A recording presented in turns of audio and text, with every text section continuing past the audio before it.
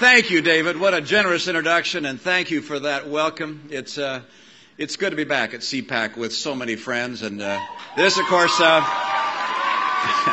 it feels like coming home. I have to tell you, your enthusiastic send-off 3 years ago really propelled my campaign to the top of the pack, and of course that status turned out to be temporary. But when the journey was over, both Ann and I were filled with gratitude for your friendship and your loyalty. It warmed our hearts, and we thank you.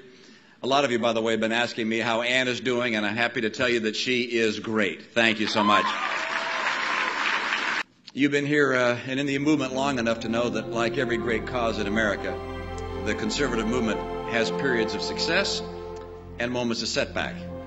And in 2008, we had more than our share of disappointments. But we haven't come to CPAC to dwell on battles we've lost. We're here to get ready for the battles we are going to win.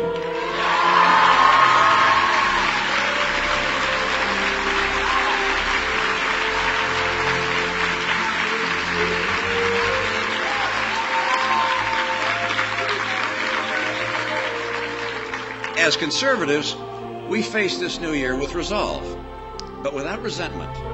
Our country has a new president, and he has our prayers and best wishes. In the last 8 years, incidentally, we saw how a president's political adversaries could be consumed by anger and even hatred. That's not the spirit that brings us together. We want our country to succeed no matter who's in power. We want America to be prosperous and secure, regardless of who gets the credit. At our best, that's always been the mark of the conservative movement. In good times and bad. Now,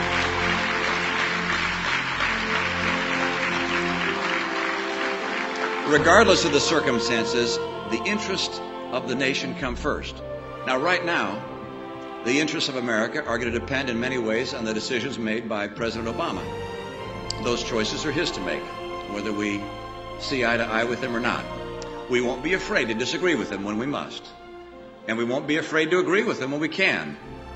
One thing the president can know is this: that when he takes strong action to defend our country, we'll stand with him, and when we will always be there to support the brave men and women of our nation's military that he now commands.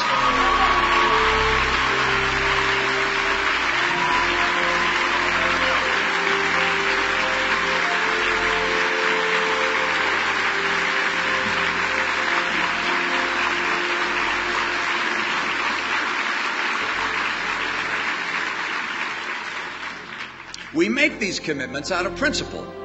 And our principles don't depend on elections won or lost. Contrary to what you hear from some commentators on the left, the 2008 elections did very little to settle the most serious differences of opinion in American politics. Some of those issues were hardly debated at all in the fall campaign. As conservatives in opposition, we have a duty to press on, to state our case with confidence. Now, some critics speak as if we need to redefine conservatism. I think that misses the mark. America's challenges are different from year to year, yes, but our defining principles remain the same. Conservatives don't enter each new political era trying to figure out what we believe. Facing new and complex problems, we find the answers in principles that endure. Ronald Reagan used to say that the trouble with our liberal friends is not that they're ignorant, but that what they know is wrong.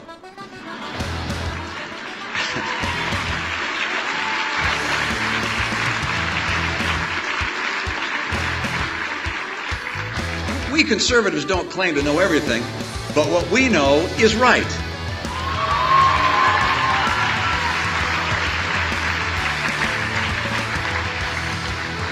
And conservatives believe in settling the great questions the way the founders intended, especially where the stakes are the highest. Courts that have undermined the fundamental right to life have shown an equal disregard for the rights of property and the rights of religious freedom. We respect the will of the people. And across this country, we will not stand idly by as liberal judges try to rewrite the Constitution and override democracy.